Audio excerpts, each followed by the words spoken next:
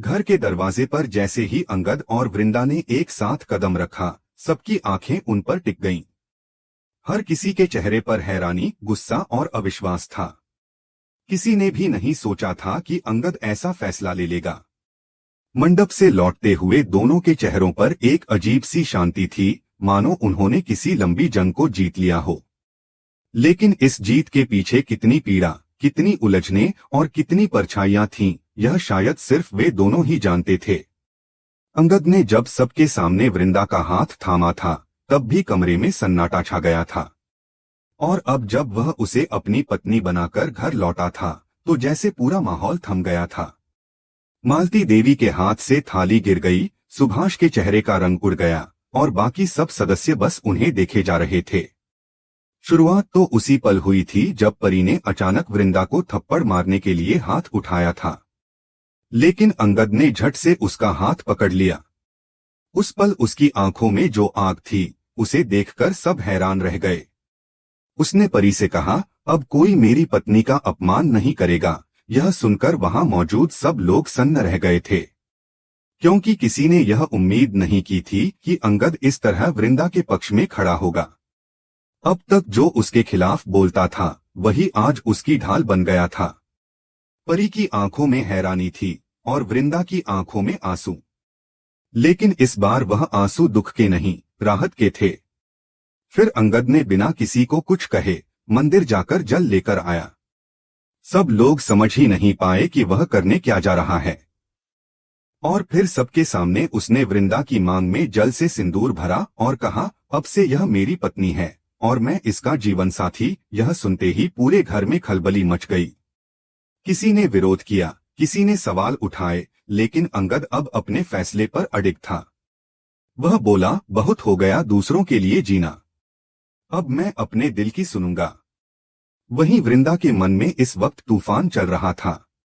वह सोच भी नहीं सकती थी कि अंगद, जो कभी उससे इतनी नफरत करता था, आज उसके लिए दुनिया से लड़ जाएगा।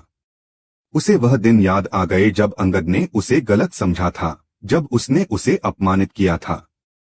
पर आज वही इंसान उसके सम्मान की रक्षा के लिए सबके खिलाफ खड़ा था। यह बदलाव चमत्कार जैसा था। उसकी आंखों में नमी थी, लेकिन उसके दिल में पहली बार सुकून था। शादी के मंडप का वह दृश्य हर किसी की यादों में बस गया था। अंगद ने जब वृंदा की ओर देखा, तो मानो उसे यह एहसास हुआ कि उसकी जिंदगी का असली मतलब क्या है। उसने कई बार अपने दिल की आवाज को दबाया था, लेकिन अब और नहीं। उसे महसूस हुआ कि वृंदा के बिना उसकी जिंदगी अधूरी है।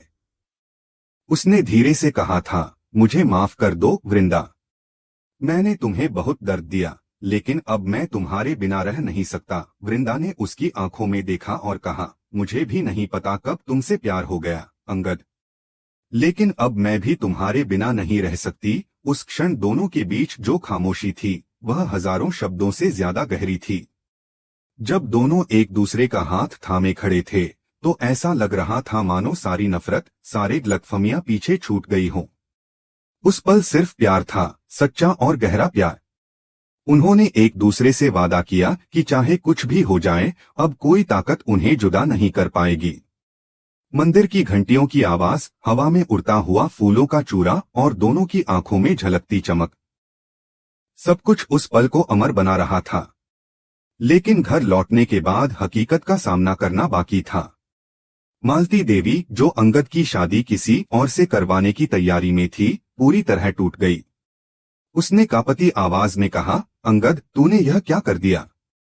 तूने हमारी इज्जत मिट्टी में मिला दी। अंगद ने शांत स्वर में कहा, माँ, इज्जत रिश्तों से नहीं, इंसानियत से बनती है। और वृंदा मेरी जिंदगी की सच्चाई है। मालती देवी की आंखों से आंसू निकल पड़े, पर अंगद का चेहरा दृढ़ था। वहीं सुभाष का चेहरा गुस्से से लाल हो गया। उसके मन में बदले की आग जलने लगी। उसने मन ही मन तय कर लिया कि वह अंगद और वृंदा को कभी सुखी नहीं रहने देगा। उसने अपने दिमाग में एक नई साजिश बुननी शुरू कर दी, ऐसी साजिश जो उनके रिश्ते को तोड़ दे, शायद उनकी जिंदगी भी। लेकिन इस बार अंगद किसी साजिश का शिकार बनने वाला नहीं था।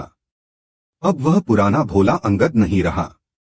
उसने वृंदा से वादा किया था कि वह हर हाल में उसकी रक्षा करेगा। रात को जब दोनों अपने कमरे में पहुंचे तो वृंदा ने धीमी आवाज में कहा, अंगद, क्या तुम्हें डर नहीं लगता सबके खिलाफ जाने में? अंगद मुस्कुराया और बोला, डर तो तब लगता था जब मैं अपने दिल की सच्चाई से भाग रहा था, अब तो सिर्फ सुकून है। उसने वृंदा का हाथ थामा और कहा, मैंने आज अपने जीवन का सबसे सही फैसला लिया है। वृंदा ने उसकी ओर देखा और उसके चेहरे पर जो आत्मविश्वास था उसने उसके मन में एक नई उम्मीद जगा दी। नीचे हॉल में अब भी सन्नाटा पसरा हुआ था।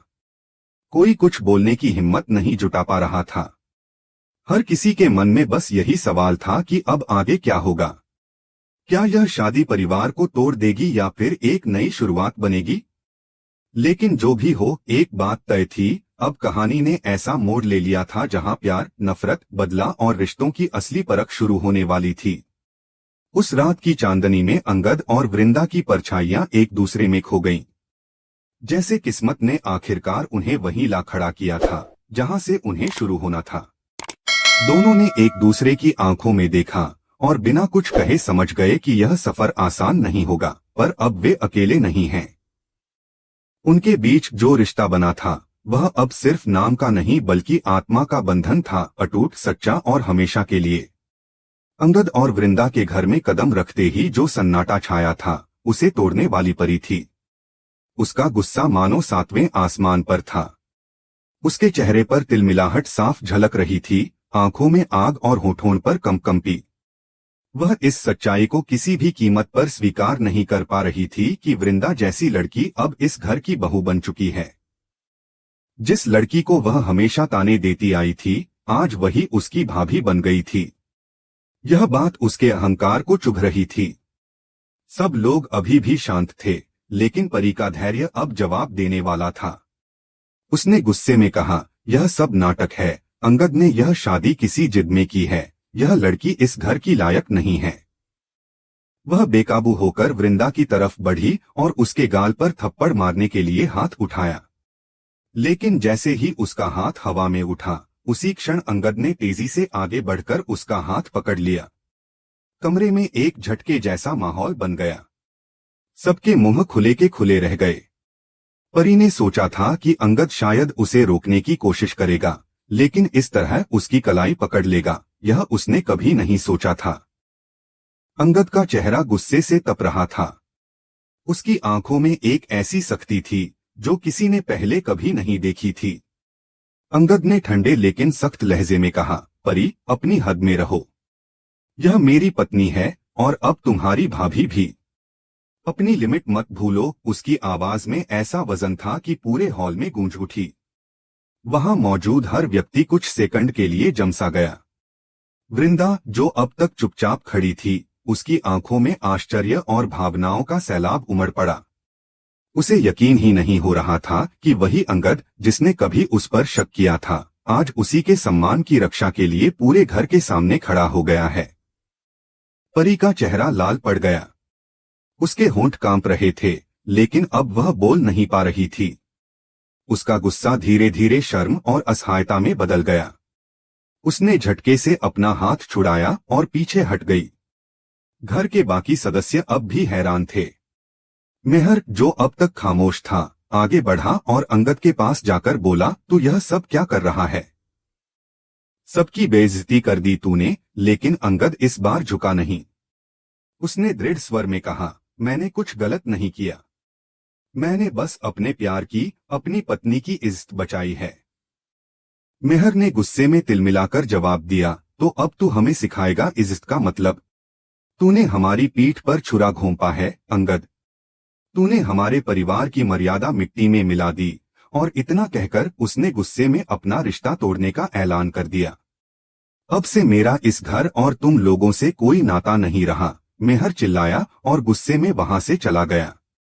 उसके कदमों की आवाज जैसे हर दीवार से टकरा रही थी। वहीं तुलसी, जो हमेशा अपने बेटे का साथ देती आई थी, इस बार भी अंगद के पक्ष में खड़ी थी। उसने आगे बढ़कर वृंदा का हाथ थामा और कहा, बेटा, तूने जो किया वह गलत नहीं था। तूने अपने दिल की सुनी है और दिल की आवाज कभी गलत नहीं होती। यह सुनकर वृंदा की आंखें फिर नम हो गईं। लेकिन यह सुकून के आंसू थे। पहली बार उसे लगा कि किसी ने उसे सच में अपनाया है। मेहर हालांकि तुलसी की बातों से और ज्यादा आग बबूला हो गया।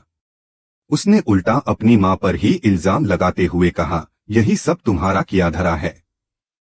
तुमने ही अंगद को भड़काया होगा, उसी के कान भरे होंगे, तभी तो यह सब हुआ है। तुलसी ने शांत स्वर में कहा, अगर सच्चे प्यार के लिए भड़काना कहा जाता है तो हाँ, मैंने उसे भड़काया है। मैंने उसे बस यह सिखाया कि अपनी आत्मा की आवाज सुनो। अब माहौल पूरी तरह तनावपूर्ण हो चुका था। कोई नहीं जानता था कि आगे क्या होगा। वृंदा और अंगद दोनों खामोश थे। वे जानते थे कि उनका यह फैसला पूरे घर को झकझोर देगा, लेकिन उन्होंने जो वादा किया था वह निभाना भी था। वृंदा ने धीरे से कहा, अंगद, अगर तुम्हें लगता है कि हमें इस घर से चले जाना चाहिए तो मैं तैयार हूँ। मुझे तुम्हारे साथ कहीं भी रहना मंजूर है।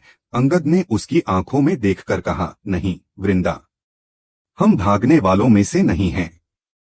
जिन्होंने हमें गलत समझा है, हम उन्हें सच्चाई दिखाएंगे। इस बीच परी अपने कमरे में जाकर दरवाजा पटक देती है। उसके भीतर जलन और गुस्से का सागर उफान मार रहा है। वह सोचती है कि कैसे वह उस लड़की को अपनी भाभी कहे जिसे उसने हमेशा नीचा दिखाने की कोशिश की थी। वहीं नीचे तुलसी ने सबको शांत रहने की सलाह दी। उसने कहा, आज जो हुआ वह हमारी किस्मत का लिखा था।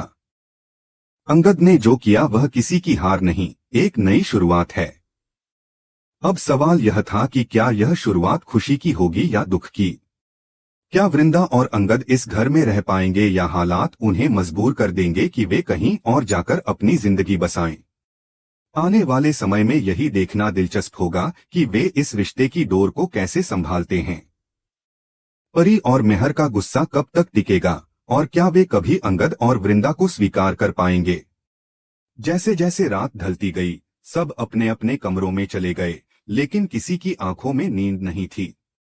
अंगद और वृंदा बालकनी में खड़े थे, जहां हवा में हल्की ठंडक थी।